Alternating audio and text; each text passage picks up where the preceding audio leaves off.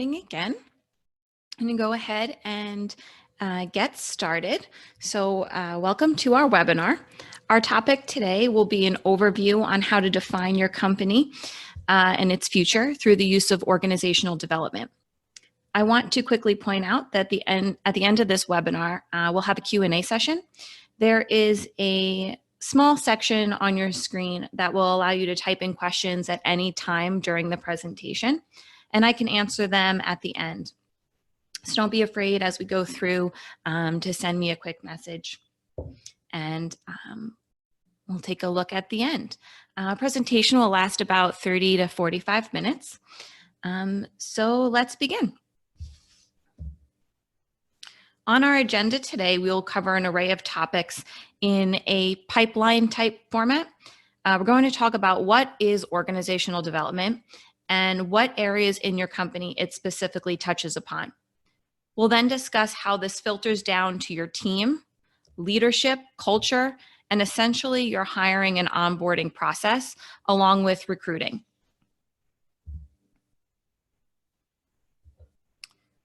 So what is organizational development? I think it means a lot of different things to a lot of different people. So let me first give you the textbook definition. It is the practice of planned, systematic changes in beliefs, attitudes, and values of your employees for individual and company growth. The purpose of organizational development is to enable an organization to better respond and adapt to industry or market changes and technological advances. Well, that's a hefty definition if you ask me, and I feel a little confused by it. So let me tell you kind of the off-the-cuff explanation. It is that organizational development is the practice of putting processes and procedures in place to strengthen your company and its employees. So where do we start? How do we assess where the company is at now? I'd like you to think to yourself, what are your company goals? Does your company have departmental goals or employee position goals? Are they specific and clear to all of your employees? What is your plan to achieve these goals? Now, if I asked you today to show me tangible action items to achieve these goals, would you be able to? I'm not so sure. So oftentimes we have goals for our company, but they get tossed to the side because we have not implemented the proper steps to achieve them. Therefore, the growth of our company and our employees are limited and hindered. It is also often hard for business owners to develop goals, especially quantifiable ones. I get it. That's why our company is here to help. Developing long-term and short-term plans will help you stay on track and easily review progress, which is most effectively done quarterly. The benefits of putting plans in place now will enable long-term lasting effects of a prospering company and culture.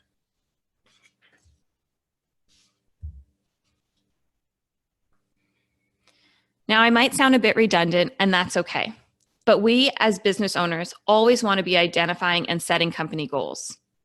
This enables us to develop long-term strategies for our company and set the proper building blocks for defining our company's future.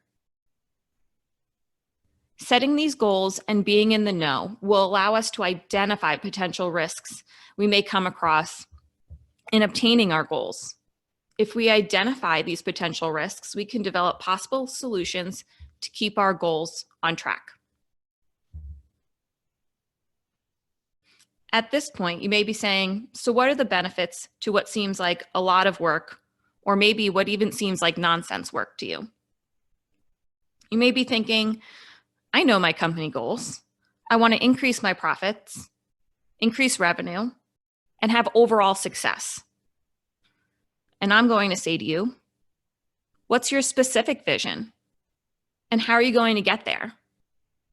Are you sure your employees know these specific goals? Having a long-term strategy can give you the ability to identify which changes, if any, you need to make to your organization.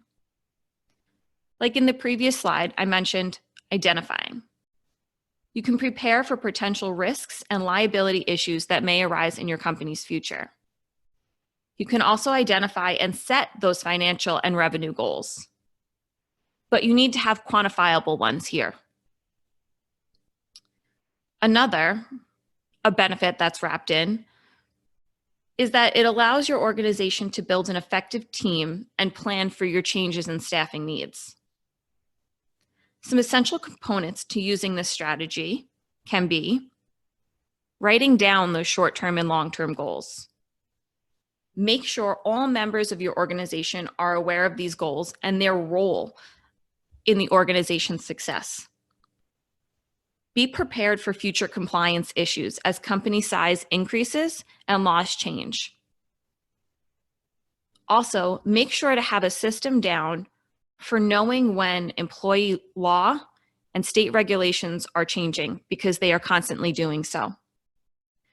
There are numerous resources to help you in these areas. We at Turning Point would be happy to take a deeper dive with you, and we can discuss this after the webinar. So let's move on to some team building. Smart team building gives companies the chance to build a strong company culture. The first step is to let your employees know these core missions and values that you have set for yourself. Make sure they understand why these values and visions are important and how you plan to uphold them. Once you know what is important to your company, you can build a team to enhance and uphold these values. The benefits to focusing on building a great team are long-term employees who want to work for you. You want those employees who are going to go above and beyond for the goodness of the company. What business owner doesn't want long-term employees who excel and contribute to the overall success of the company? You want those employees who truly get your mission. How do we team build? And what does it mean? Well, building a strong company culture, hiring the right employees, putting those right people in those right seats, employee performance plans, giving the employee the right tools to succeed. Also, improving management's ability to communicate and provide feedback will further improve your team's ability to work together effectively towards goals. Not only your company goals, but again, your department goals and your individual employee position goals. It's going to be essential for building a strong team.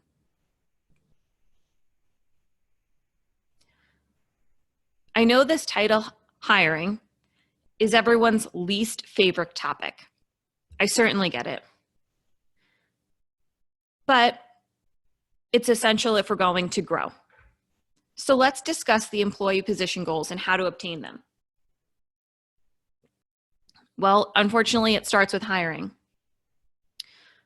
So what are your next steps towards actually hiring and developing a strong and hardworking team? First, you should address and become aware of your particular staffing needs for your company. And I'm not just talking about the number of employees you're looking to hire this year. It's going to be essential to make sure you're recruiting the right candidates for the right positions. In order to do this, you need to analyze your job descriptions and ensure they are up to date and accurate. Some of you may be thinking to yourself, do I even have job descriptions? Do my employees know where their job descriptions are located? Having job descriptions, it will allow you to identify which skill set your ideal recruit should have. It will set clear expectations. It will also identify the behavioral style that most effectively match the position. It can also help with identifying salary information for each position you're looking to fill. Recruiting the right candidates might sound like a big task, but there are certain things you can be aware of to have the best recruiting experience possible. Mentioned before behavioral style for that job description. On the interview, you're going to want to ask behavioral interview questions. It will get you on the right track to hiring the perfect candidate. But I want to give an example here. Say you're hiring for a data entry specialist. You're going to want that person to be very detail-oriented. You're not going to want someone who would best be suited for engaging your clients and having fantastic customer service. Those would be counterproductive.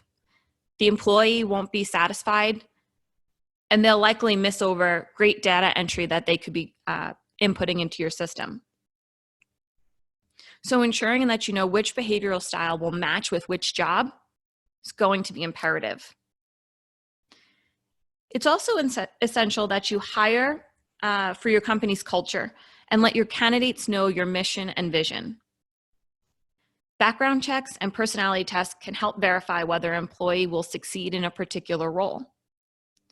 Providing ongoing feedback by utilizing communication skills learned in platforms such as Connect, Forum, Ripple, which we will discuss a little later, can help weed through candidates to find the perfect one for your open position.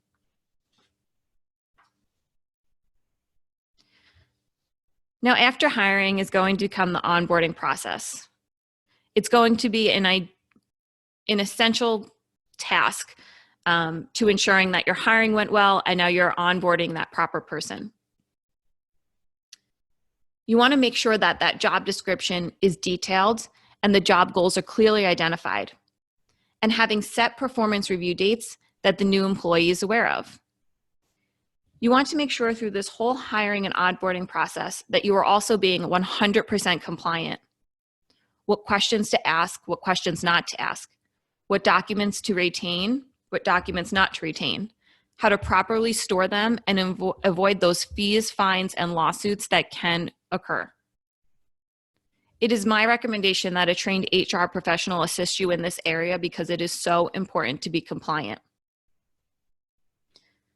Once an employee has been hired and onboarded, continuous training is recommended. Training not only your new but your current employees will help prevent possible risks, liability, or compliance issues in the future. It is important that all employees, including management, are well trained in different areas and can properly communicate with their team positively and effectively. Once you have analyzed the job, assessed the clients, hired the perfect fit, I have some helpful tools that can continue to build a strong foundation and having those right people maintained in those right seats and to maintain this great energy you have started to develop. Now you may be asking yourself, well, Nicole, can I do these things for my current employees? I'm going to say, of course, it's recommended. There are many helpful platforms out there to make sure your employees are in those seats and that it's for their skill set and their behavioral style, as I previously discussed. Now, first, the DISC assessment. I happen to be a very big fan of the DISC assessment. I've studied it for quite some time. It's a non-judgmental tool that is used for the discussion of people's behavioral differences. It's a simple questionnaire used to gauge a person's communication style and highlight which areas you can improve upon. When the questionnaire is complete, a DISC profile is generated, and this can be used to help you and your team. I recommend doing this at the time of hiring. That way you can be certain you recruited the right person for the right position. You may also want to share this with your team so that they know how to best communicate with each other. The DISC assessment will allow employees to increase their self-knowledge. This includes things such as how you respond to conflict, what motivates you, what causes you stress and how you react in that situation, and how you solve problems. You can also develop stronger sales skill sets by identifying and responding to your customers' behavioral styles. How to help recognize styles and how to engage with others knowing your style and their style. A great platform is Connect 4. It will train your employees on effective communication skills and behaviors. It gives them the ability to identify their communication style using their DISC and the ability to recognize others. They can use that information then to interact optimally with not only their team members, but again, your clients. It's a powerful learning and development system that significantly enhances relationships, employee engagement, and the achievement of great business results. Now that you have maintained this awareness, how do we continue it? Ripple is an ongoing feedback platform that provides quick, anonymous team member evaluations. This improves employee self-awareness by enabling, like I said, anonymous, authentic, timely feedback for your coworkers. It rates colleagues based on those big 5 personality traits, and it turns objective feedback into actionable information. And it enables a sense of self-awareness. These 3 tools are just a touch on all the different platforms that are out there. But they are great tools for building great methods in maintaining your great company culture. They can help you stay on track with your company, departmental, and positional goals. So once you have assessed all the jobs and found those right people in those right seats, it's important to nurture your employees and your company culture. Nurturing your employees will allow them to grow into great leaders and lead a successful company that empowers your team and propels it forward. Happy employees are engaged and eager to help. If you notice your employees are staying late or arriving early, they're offering to help set up or clean up for a company event, it's a great sign that they're engaged in the company. They're there with you. They want to do what they can to help out and carry out those company goals and missions that you have set. Everyone has this coveted, very long-term employee, and it's for good reason. You'll see productivity and performance increase as your employee engagement thrives. A strong culture leads to positive and tangible company results.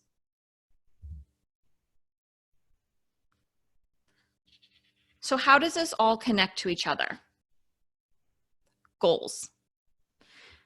Again, it is vital for you to set those company goals. You should understand each team member's role within the company and how it plays a part in achieving that main goal or goals.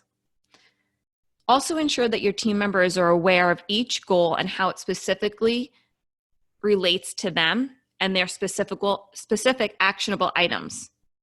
It will set the stage for productivity and strategy to keep your company on track. Those action items. By creating action items on each of these goals, it sets the stage to be accomplished. Milestones, deadlines, it's clear. There's no confusion. Again, people. Making sure those right people are in the right seats to obtain these goals and those set action items and deadlines that you have set. Maintaining. Continued employee performance plans and trainings. It's always important to change in a growing environment. It is also important for those employees to maintain trainings for different law and compliance topics. Maintaining your company culture will further support your company's growth and reaching those goals.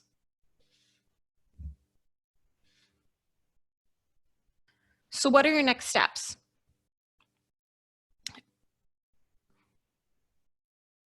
Well, you can start by scheduling a meeting to define quantifiable company goals, department goals, and then position goals. Make sure your goals are specific and have action items. Set short-term goals. It will make the bigger picture goals easier to obtain.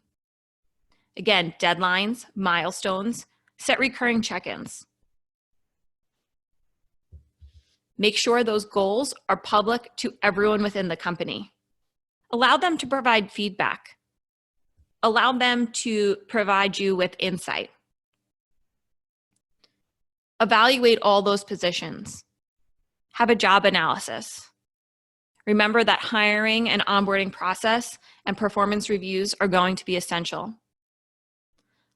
Lastly, make efforts to improve your company culture. Give your employees an enjoyable workplace. So this concludes our webinar today. We thank you for joining us and give you a second to think about your questions. Before we conclude, our next topic is how to stand out on your interview. That one's scheduled for March 26th at 10 a.m. I hope you gained some value from this webinar today, and I'd like to open up the Q&As. So let's see.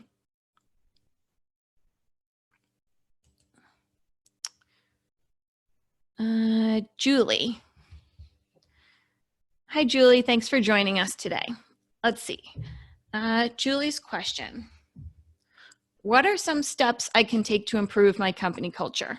I feel like my team is disengaged all of the time. Well, Julie, I think this is a great question. A lot of business owners can relate to this.